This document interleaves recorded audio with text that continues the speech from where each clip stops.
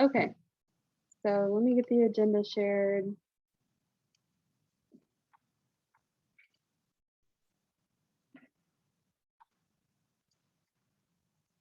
Okay. On Zoom, can you guys see the agenda okay?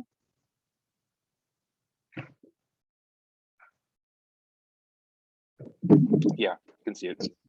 Fantastic.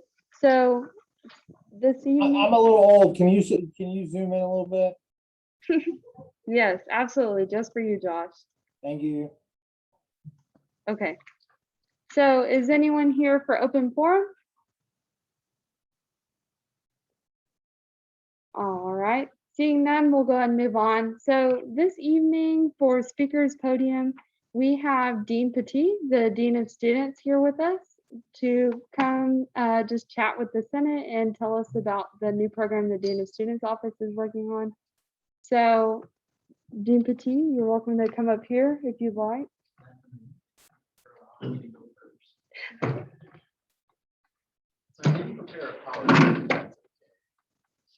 just wanted to share some really good news with you all.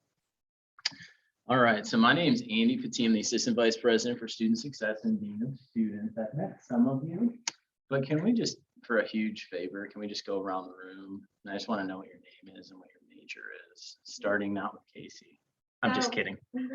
I'm Casey. I'm double majoring in accounting and economics, and I'm the president. Okay. You can call in finance. Excellent. Dave Harrison. All right. Nursing. Okay. History. Excellent. Excellent.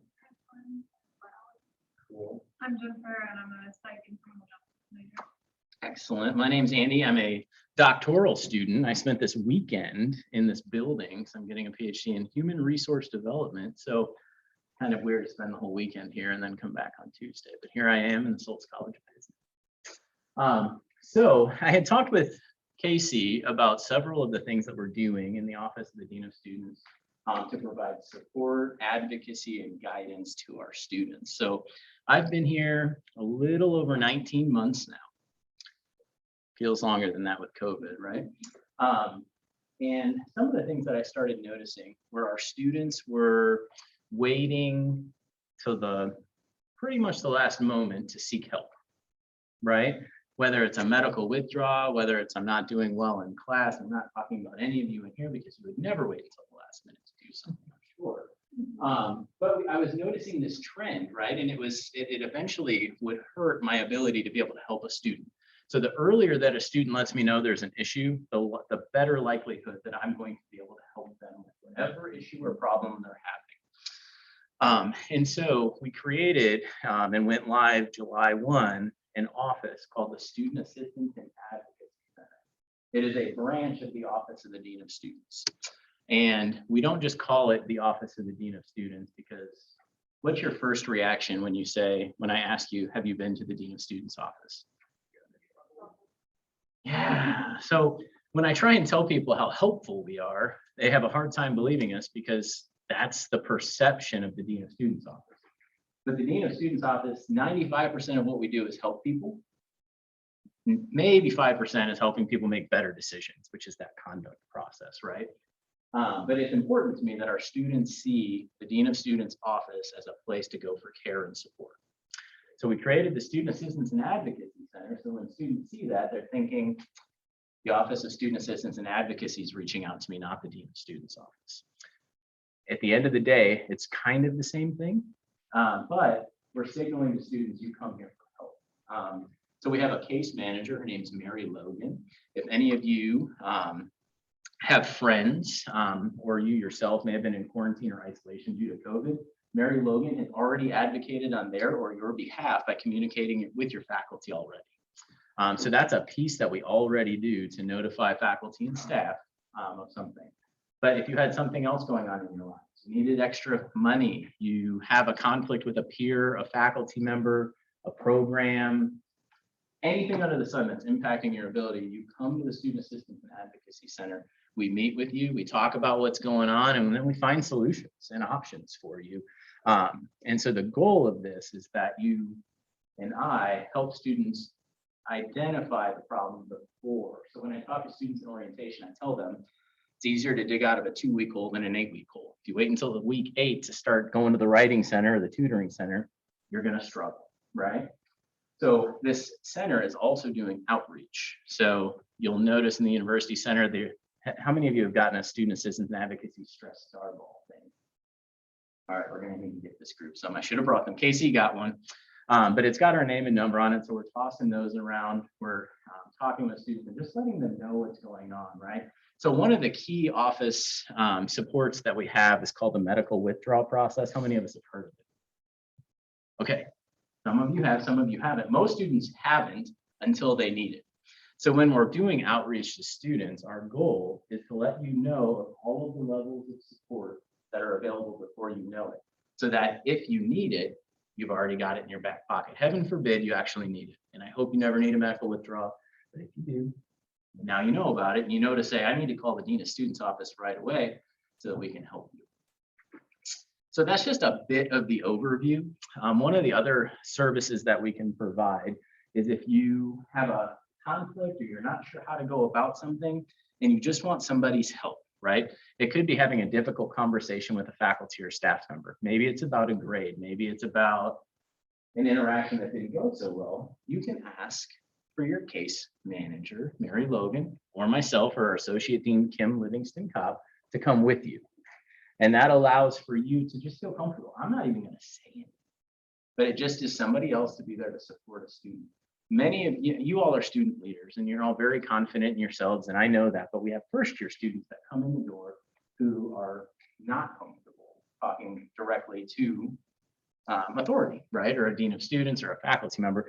And so we just provide the service so that they still can have that discussion, because the other thing we want to instill in our students is how to navigate things yourself, right? Eventually you all are going to be out of here and you'll have to deal with your problems. And if you need help learning how to do that, we want to show you how to advocate for yourself. We want to show you how to be resilient. And you all, my guess is, have a good handle on it, because some of you I've met with and you've advocated for others in your time here. And so our goal then is to help students build those life skills as they head on. Other services, how many of you have heard of the care team? All right, we've got a care team, which is a piece of the Dean of Students office, right? If you were worried about your friend because their family member passed away, or they weren't eating, or they were looking a little disheveled, and they're not really going to class, and you're worried about them, you could file a report that says, hey, I'm worried about Sammy. Sammy hasn't been going to class. Sammy doesn't seem real interested. I'm worried about Sammy. Then we reach out to Sammy and we talk with Sammy. And sometimes we can keep it anonymous and sometimes we can't. But the overall goal is if somebody's worried about somebody, let us know so that we can intervene and help them, whether it's getting them to the counseling center, disability access center, all the wonderful services that we have. So we do have a care team. It is a team that just works to intervene and help students and support them. And so those are a few things that we've got brewing that are upcoming. We also have Wellness Wednesdays every Wednesday from the Counseling Center, which is pretty cool. Does anybody know why we do Wellness Wednesdays every Wednesday? Well, I'm going to tell you, it's because there's a stigma associated with mental health. So we want our counselors out in front interacting with students, because if you meet Taylor or Jonathan or Linda, who are our full-time counselors in the Counseling Center, all of a sudden you're going to be like, they're really cool. I would love to talk with them because they're awesome. So we're having them get out in front of students to help break down that stigma. We want people to be able to reach out. We want people to be able to seek help. And the Counseling Center is confidential and it's free, right? Well, kind of free, right? You pay for it with your student fees, but it's not like you're charged every time you go in. And anytime you would go in the community, it'd be between $100 and $150 a session. You get that for free. And so some ways that we can partner together in the future is to make sure students know these things, right? And they do, because the Counseling Center has been busy. Don't worry. But we want to make sure that all students know that and have those resources and support. And so those are ways that we can partner to support, assist, and advocate for students so that they can have a fantastic experience. And so those are just a few of the things that I'm really excited about and happy about and looking forward to. Casey, did I miss anything that you wanted me to share about that we had talked about previously? I just wanted to add a couple of things. Please. Taylor Clark from the Counseling Center is actually coming in a couple of weeks to speak to our Senate. We're working on supporting Wellness Wednesdays, both through volunteer attendance and by posting about them. Dean Petit also, I don't know, I'm sure you guys can tell from the fact that he's here for our first meeting, but he is absolutely willing to do anything for our students. And both if you know of a student with a concern or if you have a concern in your own experience here at UT Tyler, he's the man. And then I also just wanted to give our online students an opportunity to introduce themselves. Yes. Okay. Ord and Justin, if either of you guys want to go first, just to introduce yourself since you guys didn't get a chance a minute ago.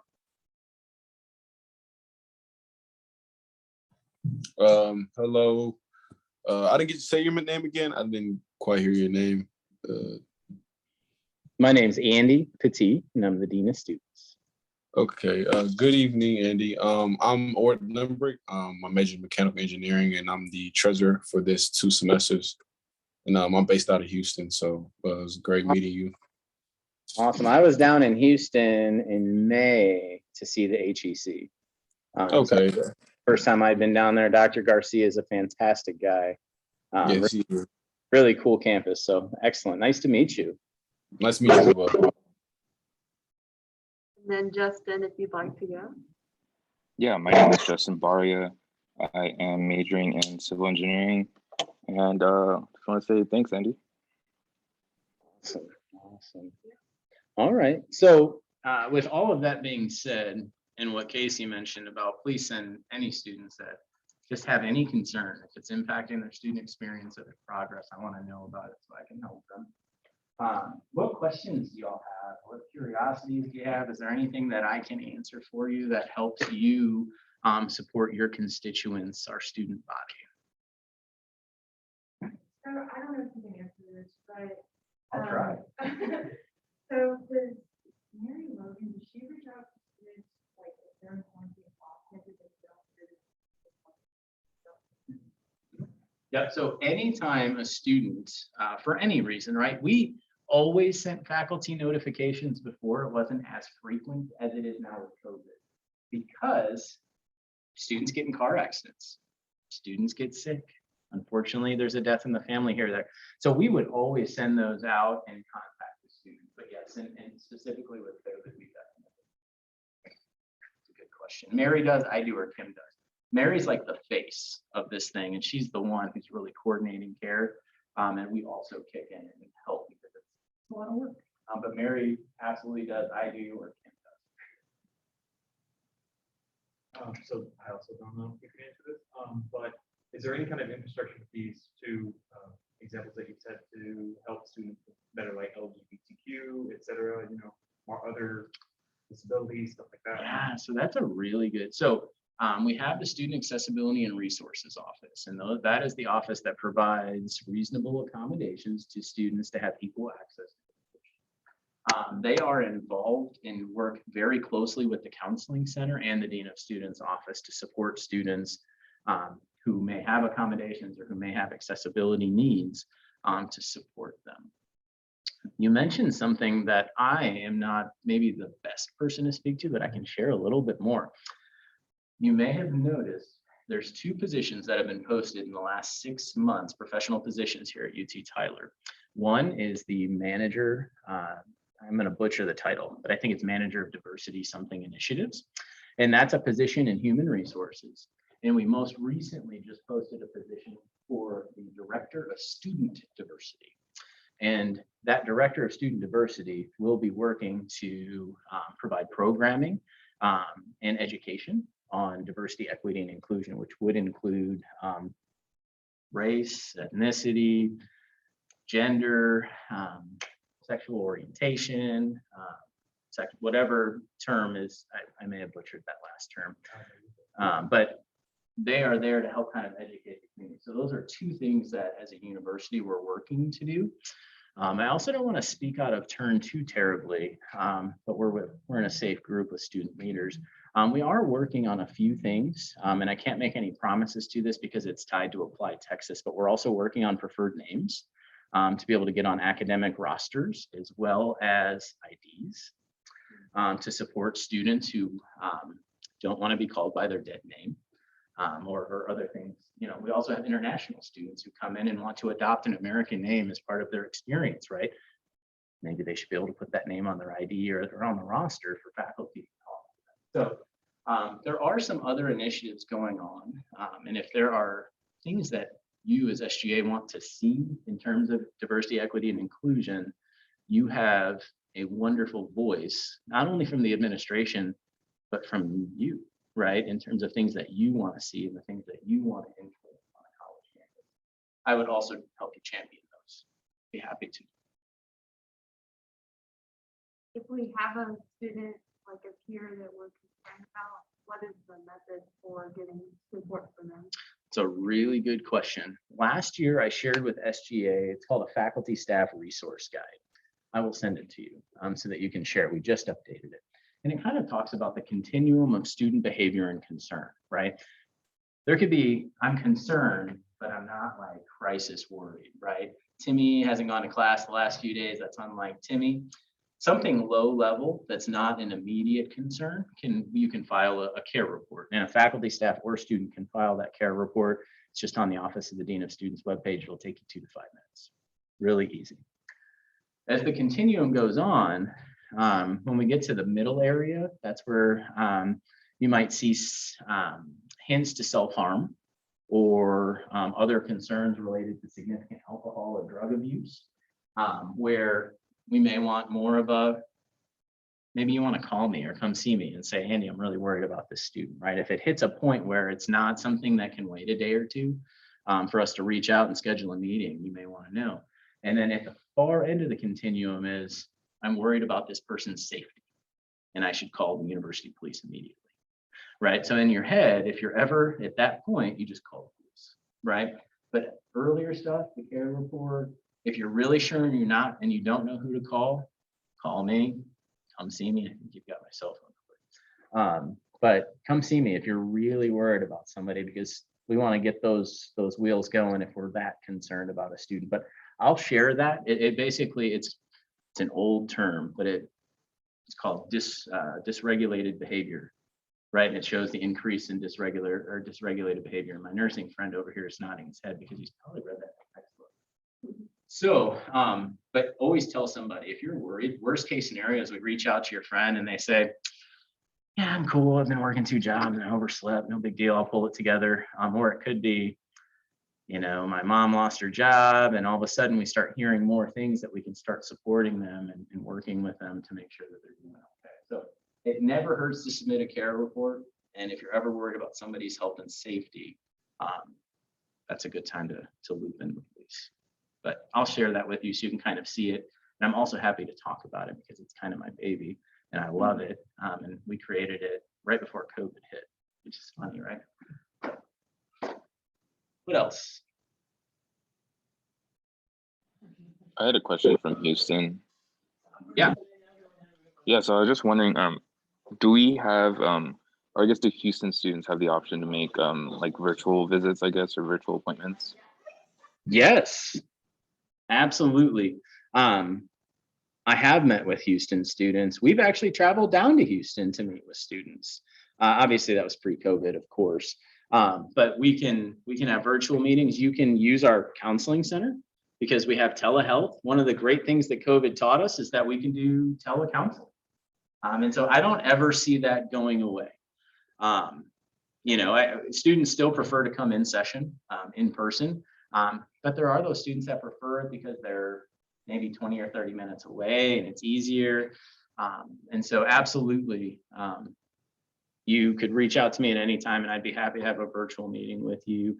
or connect you with the resources. I would also encourage you to reach out to Letitia Heidelberg, who's the student success coordinator.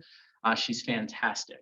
And I spent some time with her in May, helping her understand how we support students. So she's also got all of this info, but I like to meet students. I love to get to know you. I'll make time for any student on my calendar. Thank you. No problem. Anything else? What do you do with false reports? False reports? What kind of false reports? Like if somebody just put it in, but like nothing's wrong with the person, like they wouldn't see it. You know, that happens seldom. And it's usually, I don't love it because we take care very seriously. It's part of why I work in higher ed, is that is something that I've just grown to really be accustomed to. And it comes from my own personal experience in higher ed as a student. And so it really depends what they said and how impactful that is. And, you know, I don't mean to plant any seeds, but one time I got a report about a student who was using an illicit drug. And that turned out to be not true, right? If you file one of those reports, you're probably going to be in more trouble than the person who might have been using the drugs, even if they were using the drugs, right? Because that's bad, right? It doesn't happen. It's maybe happened 2 times in my entire career where somebody's filed a blatant patent false report. It just doesn't really happen. But if that did happen, we would obviously take it very seriously. I just don't see that very often. But since like there's almost like drug and alcohol things, are y'all connected to the So they are one of the offices that report directly up to me. So our student conduct intervention office. So to let you know kind of what's in my purview, we've got the student conduct and intervention office. We've got the care, student assistance and advocacy, counseling center, scheduling and conference services, center for financial wellness, university center, residence life, military and veteran success center. I think that might be it. Those are the offices that all report through. So we work very closely together. While student accessibility and resources doesn't report to me, we work very closely. We have good relationships across the board, which is also why I encourage students to come talk to me when they have an issue. I might have an in with a faculty member or a department chair or a dean that might make your path a little smoother, right? So yes, we are connected with student conduct.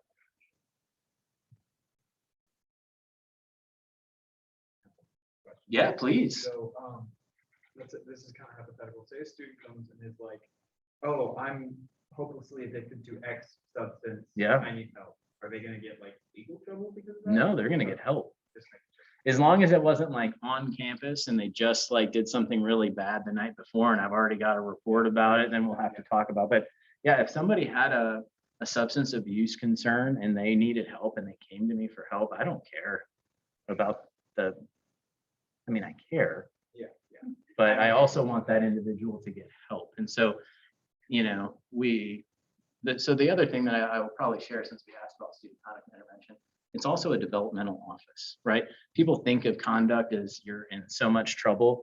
We're just there to help you make better decisions. And occasionally that comes with, you need to go find your education elsewhere. It's kind of a joke. Sometimes we do that, but not very often.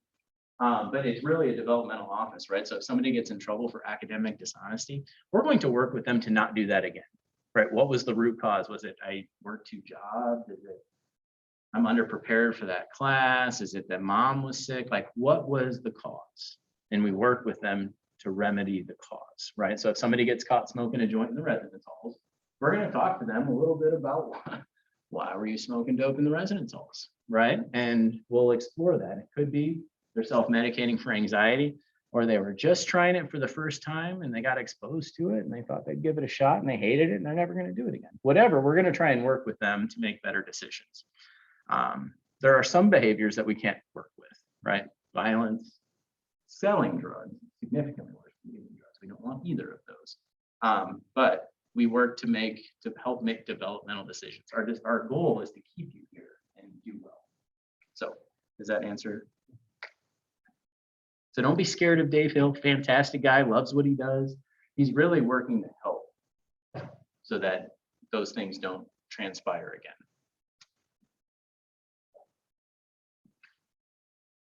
Anything else? This is good. Last time I came, nobody asked any questions, so this was helpful. So I have like a really quick, do I have a few moments? So you mentioned a few things that you wanted to see. In terms of culture on campus, what are some of the things that you want to see?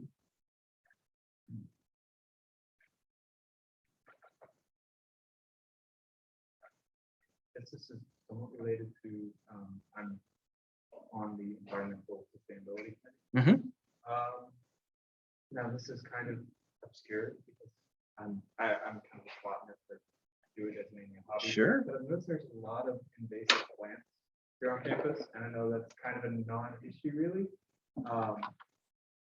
But I was thinking like if we could do something to like this, where we like work with the students that are doing like plant biology, like stuff like that. We can go out and like identify what these plants are, why they're bad, and then maybe like we can perhaps remove them as part of like I don't know. This is like something that I love it. Yeah. popped out my head, so. I think that is something we could certainly explore. How do invasive species impact our campus environment? Do you know? Well, specifically when you look at pretty much any invasive species, they're going to take nutrients out of the ecosystem and not put any back in. They can't like plant or native species can't eat it. There's no natural predators, et cetera, et cetera. And there actually are some plants here on campus that I don't really see elsewhere anywhere in Smith County, which is kind of weird. But to see them kind of coexisting next to invasive species, you know, the clock is ticking for them. And fortunately enough, there's enough mowing that these species can. Yeah, you can't I don't wanna identify get too them. much on a Yeah. tangent, No, that's helpful. because like most of these species that depend on like fire or something to like knock them down and then they grow back. So Let me connect you with we have a lead botanist, arborist on campus. That's his job. So he might be a really good person for you to talk to about that. I'd also like to talk with you about my landscaping. No, just kidding. I mean, how much you pay? Touche. Any other questions? Anything you want to know? Was this helpful? Can I answer any other questions? How many of you live in the halls? Residence halls, dorms? I like to call them residence halls. Where do y'all live? Liberty? Liberty? All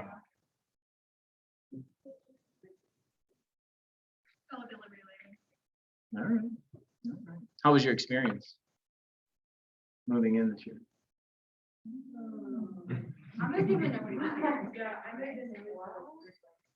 It's a little chaotic this year, eh? Yeah, they were not on top of that. We requested to like stay in our apartment that we were last year. Yep. And then you had to live the night before 9 p.m. to go to that saying I was coming from England, so I had to go back. Then I had to go back and pick her up from the airport. So I was back and forth here moving in, me and my teammates like 3 and 4 times. Right. Usually on the 15th, and they said, oh, there's other people still out. Yeah. Yeah, I got kicked out of the apartment that I had requested back in January, and my boyfriend got moved between 4 different apartments before it finally got resolved.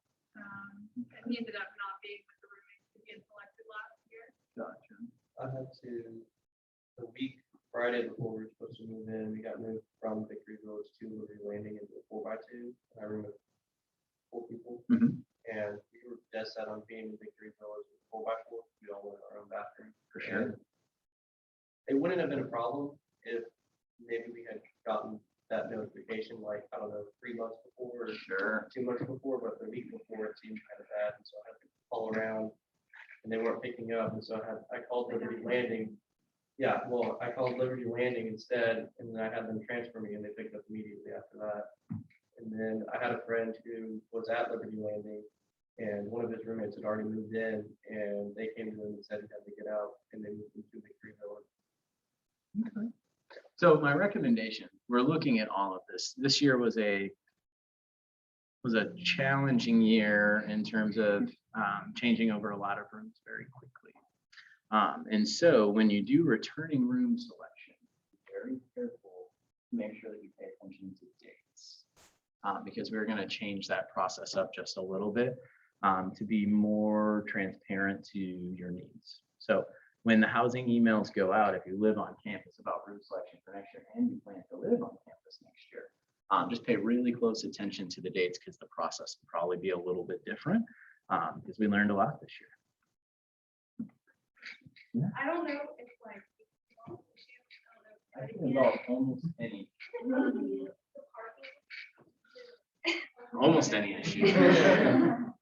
What's up with the parking? It's horrible, I'm sorry. It settles down.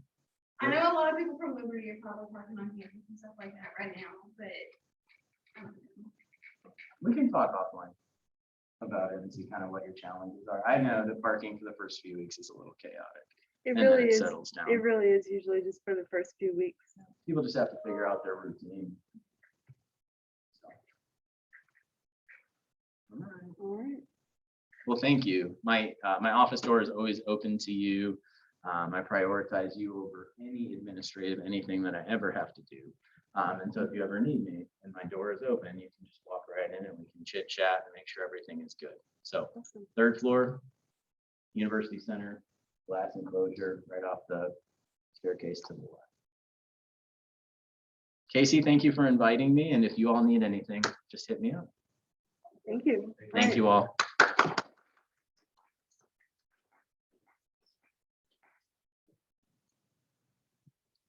Okay.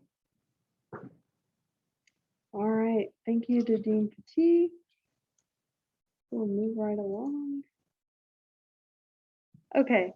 Moving on to officer reports, I will start.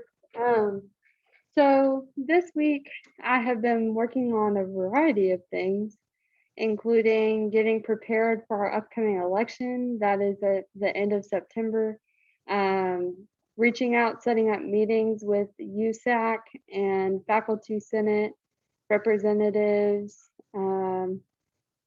just a ton of different things. Vice President Sevino? I'm working on planning midnight breakfast and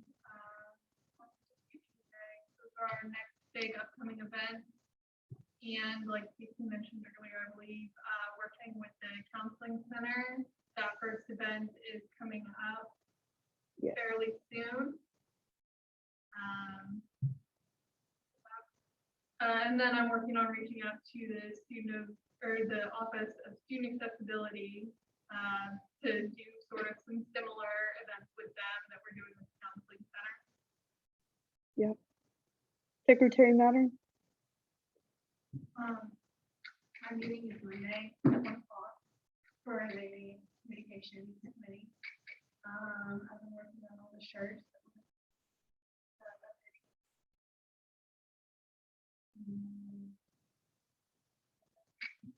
So make sure y'all speak extra clearly so it picks it up on this monitor for our online guests. Treasurer Limbrick? For this week, I'm still trying to get an exact meeting time for SGAC. From my understanding, the forms to request money going to pick up next week if I have that timeline correct, but I still have not got some feedback from a particular senator, Justin Melendez. I haven't got any feedback from him, I believe. So just trying to get that understood and trying to get a specific time because right now there's 5 members, not including me, on HJC, and it's split 50-50 from one time to another. So I'm trying to get one meeting time or trying to figure out something. So, yeah. Awesome. Yeah, we'll get that sorted out. And then lastly, for officer reports, Chief of Staff Smith. I've been working on making, or at least looking into making a few changes to the student government constitution. One of the articles had to be suspended in order for us to fill our roles on the e-board. We're going to put in a notice that shows people that made that suspension. we've made changes to the part of the Constitution that deals with residence hall and their and what the language it has on there for the senators that they can have representing them. And then made a few other changes, and I have talked with Josh about the referendum process, as we will probably be going through that referendum process later in this year. And I met with the rules committee yesterday, letting them know everything that is happening, and eventually I'll have a final draft and we'll review it and then we'll vote on it. Absolutely. Okay, moving on to committee reports. And for those of you that already mentioned what you did in your committee, you can just say nothing to report. That's totally fine. So starting with events committee. Events committee is going to meet Tuesdays at 4 o'clock in the student engagement office. Okay. Communication. I did that wrong. Okay. My meeting is Monday at 1. And we'll send you all out a calendar with this information. So I don't expect you to remember it just from them saying it. SGAC, as Ord said, they're planning on figuring out when they'll meet, and that communication will go out. Rules committee. We meet Monday at 5:15, and already mentioned what we go over. Yeah, great. ESC. We just kind of went over just some ideas about like trying to encourage recycling on campus, trying to find some more permanent bins as opposed to like, just the plastic one. And then just some other sustainable ideas that we can like actually get more student involvement. Like we had the idea of like a flea market where people bring home clothes, or like a Goodwill drive instead of just throwing stuff away. Cool. And then just some ideas about like trying to reduce wastefulness, like maybe a compost drive, if like a local garden or something. It's all very tentative. They're all just kind of throw what's on the stuff on the wall and see what sticks at the moment, but we'll hope to flush that out later. Absolutely.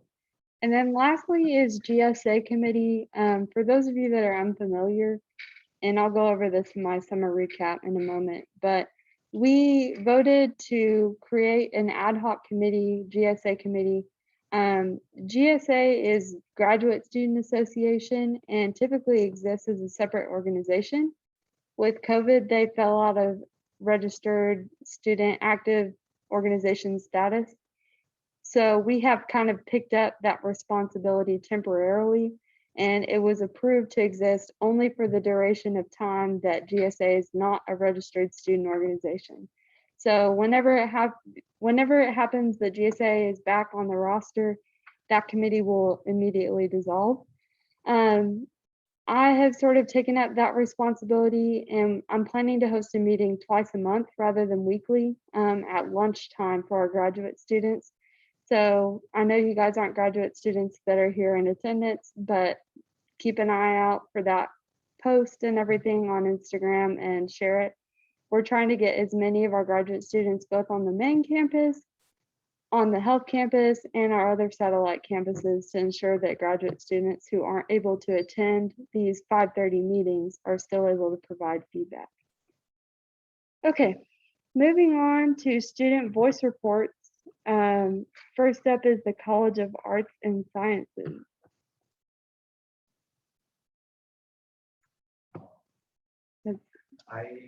David, Chloe, and Chloe. I was not in class yesterday, but I know for a fact, what class? Give me a second, I can figure out. Basically, the AC seemed to not be working very well in CAPS. I'm not sure if it's just not on or something broken, but it still seemed to not work very well this morning. And I was in CAS 158, but it was much worse upstairs last, I guess, Monday. And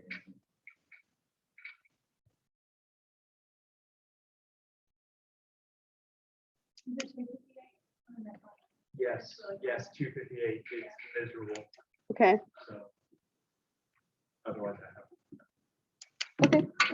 I had a student who was trying to advising and advising for the P's is supposed to start to be in like HPR. it moves to close box practice. It's not clear one on the meeting where, two in close box practice where. there's no transfer, like office begins to kind of pull someone and be like, where are you? So it's not so one that it means to that many people, and two, exactly where it is. Like when they get the information about the things, it's so close up to that, it's like nobody knows that. Sure. Okay. The only thing that I can really click on is those new chairs, those orange rolling ones. The first couple days I was in class in room 257, they were kind of just all in there. It was better this class, they were like lined up in rows, but I'm not sure who's in charge of moving those chairs around, but I don't trust that they'll be organized, whatever. So I don't know if it's like the professor or the class before me does that, but they probably need like someone inside to go in next to all the rooms and organize them because they're pretty, they're been all over the place. So Okay.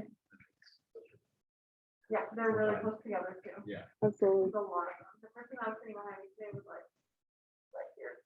Oh, I'm right here though. Okay. All right. And then moving on to College of Business. Do we have any let's see. No, we do not. Okay. None of our College of Business senators are present tonight, so we'll skip through that. Moving on to old business, I'd like to entertain a motion to open a discussion, just recapping summer. You have to carry them. Thank you. Okay, we'll get the hang of this, guys. Okay, so I'd like to just kind of go over briefly what we accomplished this summer, what we talked about. As the Senate, now that the fall has started, you guys do have an opportunity to review any decisions that were made while the E-Board acted as Senate over the summer. So I'm just gonna give you guys a rundown of what we did. Okay, so one of the main things we did is we approved 2 different senator projects, one for improvements to the disc golf course and another for 2 benches to be placed outside of RBN on the front side, like facing the foundry. So as far as I know, both of those projects at the moment have been completed. However, with the disc golf course, there is a second phase of that project that we have preemptively agreed and approved. Sort of a situation where if you do one, you have to do the whole thing. So we completed half the project this summer, and the other half will be completed once our budget rolls over, which it should do. It happens in September. So we've already agreed to put down that expenditure to finish that renovation project and hopefully make the disc golf course a lot safer and more playable by putting down concrete pads, which make the holes safer instead of having roots and dips in the sand. So we know the disc golf club is very appreciative, and we're hoping to see more community use of that course as well. And then moving on, we attended orientations, org fairs. That's not really a huge impactful thing, but we did have quite a few conversations with freshmen who are interested in joining, a lot of which have signed up to be on the ballot in September. We're always excited to interact with students, and tabling events are a great way to do that. Moving on, as Chief of Staff Smith mentioned, we did vote to approve a temporary suspension of Article 1, Section 2, which is the eligibility requirements. The reason being, we exhausted multiple different routes of finding members to fill the e-board, and seeing as none that were qualified were interested, we reached out to our Senate, which is you guys, and because a couple of people reached forward, we decided to make that decision, and it is only in effect until December 31st of this year, and then will automatically be reinstated after those members meet those requirements. So it won't require a secondary vote or anything like that, but for this semester, all eligibility requirements have essentially been relinquished. Does that kind of make sense? Okay, everybody get why we did that? Awesome. Yeah, it's very important to the function of our organization that we have a full executive board. So after trying multiple methods through the Constitution, we felt like that was the best course of action. Okay, so consequentially, we now have voted in 2 new e-board members. We also did that over the summer. The reason being we wanted to go ahead and get them trained so that we could start the school year with 5 full functioning e-board members. And I think that that has been a good decision for our organization. We also reinstated a couple of our judicial board members, and you can expect to see a couple of nominations here in upcoming weeks. Currently, we have a couple, 2 judicial board members, and they were both just reinstatements. They were prior members. Okay, the next thing we voted on was the addition of 2 health campus seats to our Senate. The way our Senate is set up, we have 2 seats for each of our satellite campuses. So we felt that the best course of action with representation for the newly merged health campus was just to add 2 seats like every other satellite campus. So that is officially part of our organization now.